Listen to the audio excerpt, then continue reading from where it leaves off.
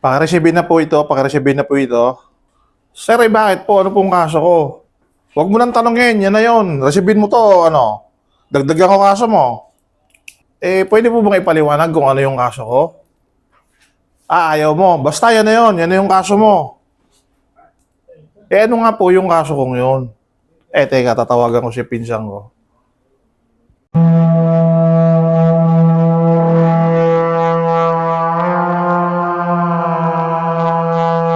Hi guys, welcome to my vlog. I am Kursen. For today's video, pag-uusapan natin yung napanood yung senaryo kaya. Familiar ba sa inyo? Kasi sa akin familiar yun, napanood ko yung nakaraan. Nakaraang, nalimutan ko kailan ko napanood. Sa tingin nyo tama ba yan? Yung mga ganong kasing mga senaryo, yung mga ganong sitwasyon. Yun yung minsan yung nagdudulot ng kaguluhan sa kalsada. Yung hindi marunong yung enforcer, tapos mapapatapat din sa may mga connection na kung sino-sino. Kaya minsan may enforcer na sinasagasaan, may enforcer na binabastos kasi minsan hindi rin natin alam kung ano yung ini-implement natin. Tandaan po natin mga kaibigan, sa traffic management po, may tinatawag na triple E of traffic management. Ano ba yung triple E na yan? Ang unang E po ay education. So dun sa education, kasama po doon yung pagtuturo doon sa inyong mga enforcer at pati na din po doon sa inyong mga huliin. Ibig sabihin, pag nasa education kayo na part, puro warning lang muna yan. Ano ba yung DTS? Ano ba yung disregarding traffic sign? Para kung sakaling tatanungin kayo nung inyong mga hinuhuli, ay alam nyo, sir, DTS po kayo. Kasi po, ganito po yung ginawa nyo. Diyan po ay bawal kumanan, diyan po ay bawal kumaliwa, gaya po ng may ganyang sign.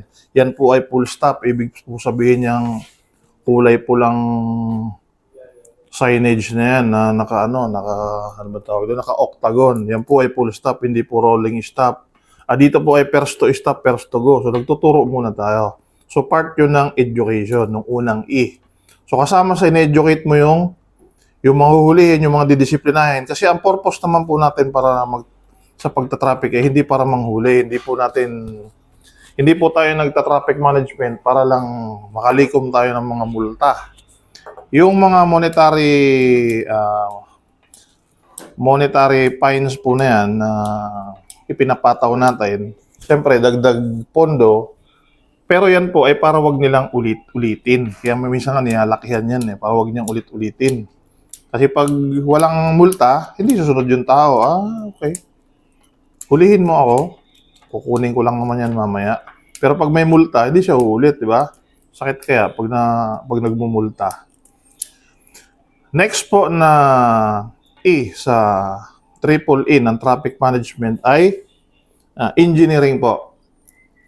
Maglalagay ka muna siyempre ng mga signage. Tapos yung mga ang tawag dito, kung may dapat mga kumpunin sa kalsada, kumpunin mo. Kung yun yung mga nagkukos ng congestion ng traffic, yung pagsisikip ng daloy ng trapiko, doon po yung papasok yung engineering. So, meron tayong education, engineering, at ang last po ay enforcement. So, nasa huli po yung enforcement. Bago ka mag-enforce, dadaan ka muna doon sa dalawa. Education, at yung pong engineering, saka po kayo mag-i-enforce. So, pagdating po sa enforcement, ina-assume na yung inyong mga enforcer, yung inyong mga deputized na traffic enforcer, ay marunong na po. Na hindi sila sasagot pag tinanong siya nung hinuhuli. Kasi yung education Teka, tapusin ko muna yung una kong sinabi. Hindi po pwedeng sasagot ka doon sa hinuhuli mo na, yan na yun, basta yun na yun. Anong kaso ko? Code 77. Ano yung Code 77? Yan na yun. Bahala ka. Pirmahan mo, hindi. Ganong mga banat. So, mag-i-escalate yun, mag-iinit ulo ng hinulot. Tara, magbumurahan kayo hanggang sa kung ano nang mangyari. So, dapat po, sa part ng enforcement, dumaan na kayo sa education. Pag tinanong siya, ba't mo hulihin, sir? Ganito, sir. DTS po kayo. Kasi po, ibig sabihin po yung arrow na yan, safe to turn right po ay bumara ka dyan. Hindi ka dumiretso. O kaya naman, ay dapat po sir, nag-pull stop ka. Kasi yun po ibig sabihin niyang guhit na puti na yan na solid line. O no overtaking dito sir kasi white solid line po na dire-diretso.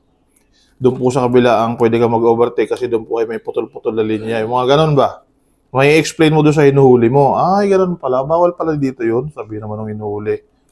Sige, tatawagan ngayon pinsang ko. Ganun pa rin. No? Pero, uulitin ko po, ang panghuhuli ay sa last na po yun, sa enforcement na. Ngayon yung education po, hindi yung tumutigil sa unang part lang. Ang education po ay tuloy-tuloy na ginagawa. Pwede kang mag-warning kung gusto mo, discretion mo. Kasi halimbawa, paano yung mga yung mga sabihin natin yung mga bago lang, yung mga nagmamaang-maangan. Ay, bawal pala dito yon. Sa amin kasi okay lang, ganda. Kasi galing akong probinsya, wala namang ganyan-ganyan sa amin. Ay, ganun ba sir? Okay. Pag nahuli ulit kita. So yung education po, tuloy-tuloy po yan.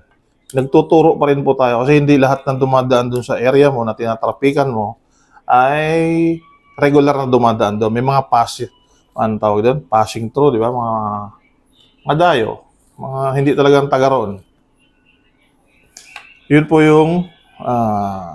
yung tip ko dyan para hindi po tayo nauwi sa mga masasamang bagay sa kalsada. So, maraming po salamat.